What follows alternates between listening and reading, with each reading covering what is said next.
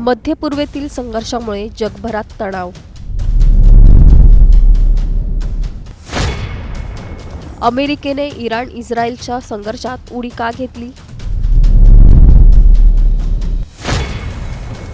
युद्ध सुरू करण्यामागे ट्रम्प यांची मोठी खेळी. संपूर्ण जगाचे लक्ष लागून राहिलेल्या मध्य पूर्वेतील तणाव दिवसागणिक वाढताना दिसतोय.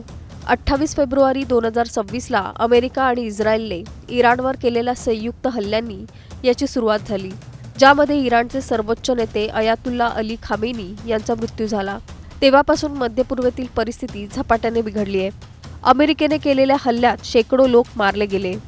पण खरा प्रश्न हा आहे की इतका तणाव खरंच आवश्यक होता का? इराण-इस्रायलच्या युद्धात अमेरिका का उतरला?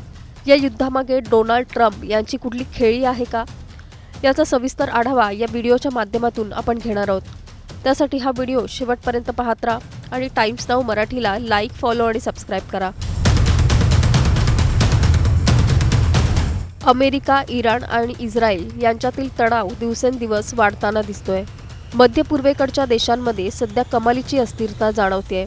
अनेक भारतीय नागरिक सुद्धा या तणावाच्या स्थितीत मध्य पूर्वेत अडकून पडलेत. या तणावामुळे संपूर्ण जागतिक अर्थव्यवस्था सुद्धा ढवळून निघाली आहे. हे युद्ध म्हणजे तिसऱ्या महायुद्धाची नांदी असल्याचं बोललं जात आहे.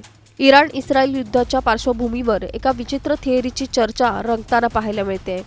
काही लोक असा दावा करतायत की हे युद्ध म्हणजे अमेरिकेचे राष्ट्राध्यक्ष डोनाल्ड ट्रम्प यांनी जाणून बुजून खेळलेली खेळी आहे. कारण एप्स्टीन फाईल्स प्रकरणावरून लक्ष वळवण्यासाठी ट्रम्प यांनी युद्धाचा मार्ग निवडल्याचं बोललं जात आहे. एप्स्टीन फाईल्स म्हणजे काय? एप्स्टीन फाईल्स म्हणजे हे एक असं प्रकरण आहे ज्यात अनेक मुलींवरील लैंगिक शोषणाची माहिती आणि पुरावे आहेत. यामध्ये अनेक जागतिक स्तरावरचे नेते, सेलिब्रिटी आणि उच्चपदस्थ राजकारणी यांच्या नावांचा उल्लेख आहे. या फाईल्समध्ये फोटो, ईमेल्स, मेसेजेस आणि इतर पुरावे आहेत, ज्यातून असं स्पष्ट होतं की काही देशांमधील प्रमुख व्यक्ती यामध्ये सामील होते किंवा त्यांचे संपर्क होते.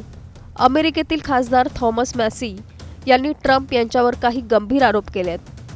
एप्स्टीन फाईल्सवरून लक्ष दुसऱ्या गोष्टीकडे वळवण्यासाठी ट्रम्प यांनी हे युद्ध सुरू केले आणि इस्रायलला मदत केली.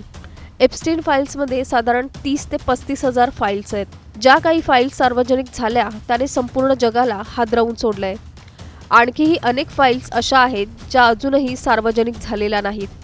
पण या फाईल्सच्या माध्यमातून काही देशांना ब्लॅकमेल करण्याची शक्यता होती आणि जागतिक राजकारणात त्याचा वापर झाल्याचं बोललं जात आहे. लोकांना आता असा प्रश्न पडतो की खरंच हे युद्ध आवश्यक होतं का? की हे युद्ध म्हणजे एप्स्टीन फाईल्सवरून लक्ष हटवण्यासाठीचा मार्ग आहे? एखाद्या देशाचं युद्ध सुरू करणं किंवा युद्धाच्या माध्यमातून लक्ष वळवणं हे अनेकदा राजकीय कारणांनी केलं जातं. सोशल मीडियाच्या माध्यमातून या सर्व गोष्टींचा पर्दाफाश होत असला तरी अजूनही पूर्ण सत्य बाहेर आलेलं नाही.